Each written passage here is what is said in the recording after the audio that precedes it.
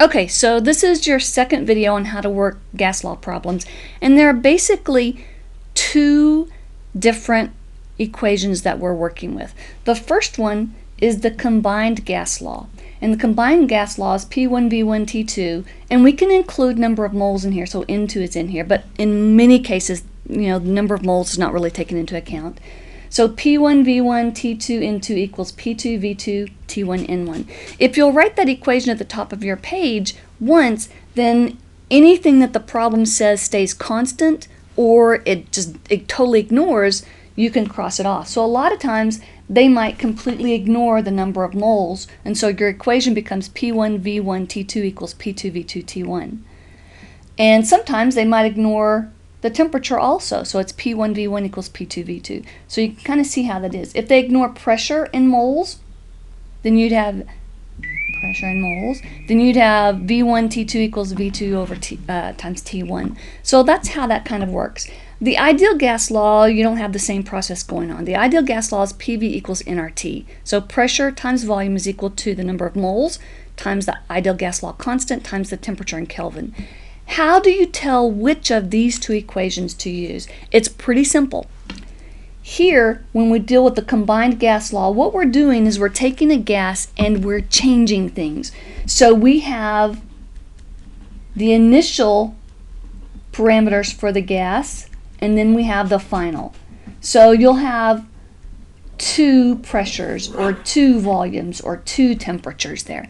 And that's how you know. It's like you're taking this gas and you're altering it and you're saying, hey, if I change the pressure or if I change the volume, what happens to the other things that are listed there?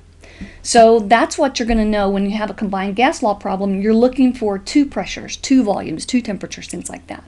The ideal gas law, that's not what's going on. You're not changing anything at all. What you're doing is you're saying, hey, I've got the pressure, I've got the number of moles, I have the ideal gas law constant, I have the temperature. I need to know what the volume of this gas is. You're not changing anything. You're not going to have two pressures, two volumes, two temperatures, or anything like that.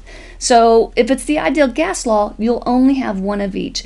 That's why it's really, really important to write down your givens, because when you go through and read the problem, circle all those numbers in there and then write them down as your givens, and that way you can decide quickly, am I using the combined gas law or am I using the ideal gas law? Okay, so I have a problem here that we're going to look at, and it says methane is compressed in a closed 15.8 liter container at 101.3 kilopascals. If the volume drops to 8.7 liters and the temperature begins at 25 degrees Celsius and then drops to 18 degrees Celsius, what will the pressure of the gas be? Blah, blah, blah, blah, blah, right? Okay, so first thing you need to do is let's go through and see what our numbers are. I've got 15.8 liters at 101.3 kilopascals. Do you notice that these numbers are hooked up together? So these we might say your ones. You could even say this is your initial, your beginning states here. If the volume drops to 8.7, so notice we have, here's a volume and here's a second volume. Bam, right there, you know you're going to use the combined gas law. You have two volumes. And the temperature begins at 25 degrees Celsius and then drops to 18 degrees Celsius. Okay, you see the issues there? We've got two temperatures. What will the pressure of the gas be? All right, so when we look at this, I know already that I'm going to use the combined gas law. So I have P1, V1. Does this say anything at all about number of moles? No. So when I write my equation, I'm going to leave off the ends. So my equation, notice it's got liters, it's got volume, it's got pressure, and it's got temperature. So P1 V1 T2 equals P2 V2 T1. Now I'm going to write my stuff down, and I'm going to put all the ones together and all the twos together. It just makes my life easier that way. So I can see easily that here's a volume and here's a pressure and they're linked together. I'm going to say these starting points, these are going to be my ones. So my first number, 15.8 liters, I'm going to call V1. And my first pressure, 101.3 kilopascals,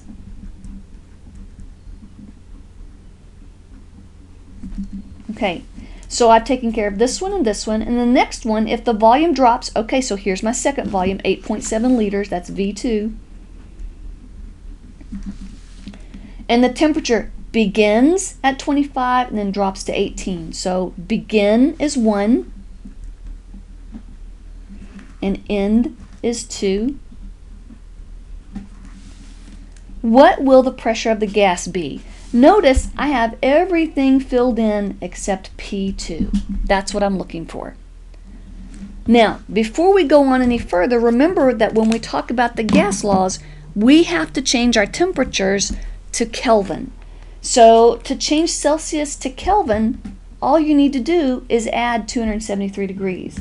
So 25 plus 273 is 298 K. So I'm going to get a different pin here that shows up a little bit better. So I have 298 K, and 18 plus 273 is 291 K. So now I have all my numbers but one, and I'm going to plug them in. P1 is 101.3 kilopascals, and when I do the kilopascals, or when I do the units of measurement, I'm going to put these in a different color, and maybe that'll help you guys kind of pay attention to what they are. So this is KPA. So here's my first number. V1 is 15.8, and here's my unit of measurement, liters. And T2, notice it's T2, I've got to come over here to T2.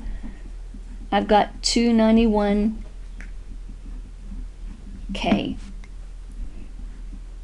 Now on this side I've got P2, so here's my unknown, this is my X. I've got V2, 8.7 liters, and I have T1, so I have to be careful, don't get your T1s and your T2s confused. And I have 298, and I'm going to put K.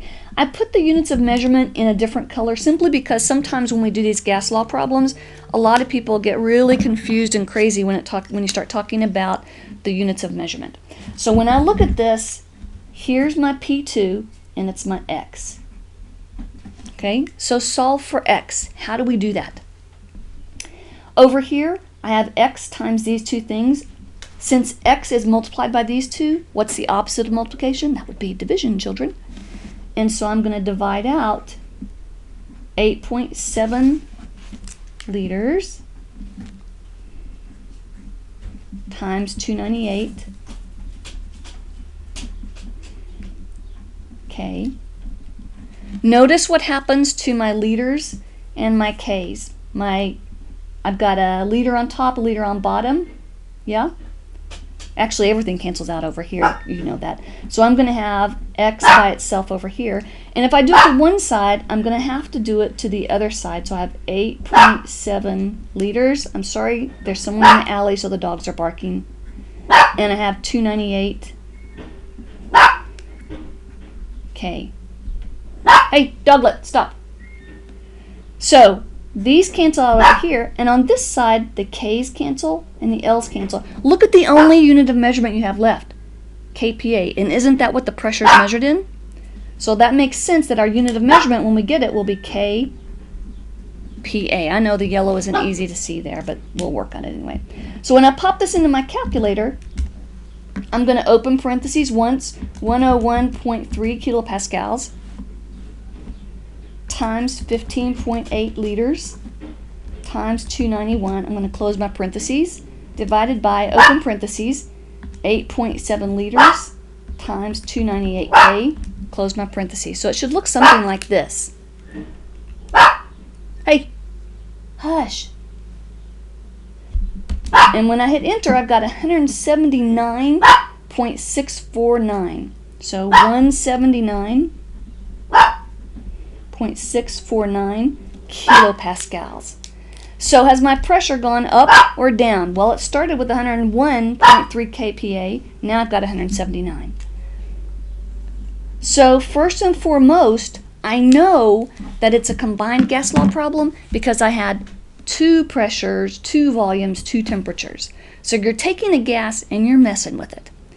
An ideal gas law equation will not have that issue at all. So when we deal with the ideal gas law,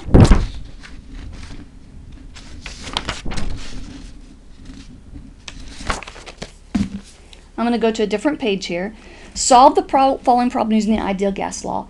So I've got a 10-gram chunk or a 0.22 moles of dry ice. It changes to a gas. What's the volume of that gas measured at 300 K and 0.97 atmospheres? Okay, notice I have, go through and circle your stuff here. I've got 10 grams, but we all know that you guys know how to change grams to moles, so that's not a big deal. So we've got 0.22 moles. We have 300 K, that's the temperature, and we have 0.97 atmospheres.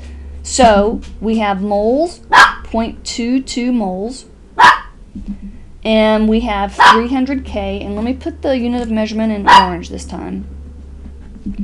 We have 300 K, it's already in Kelvin for us.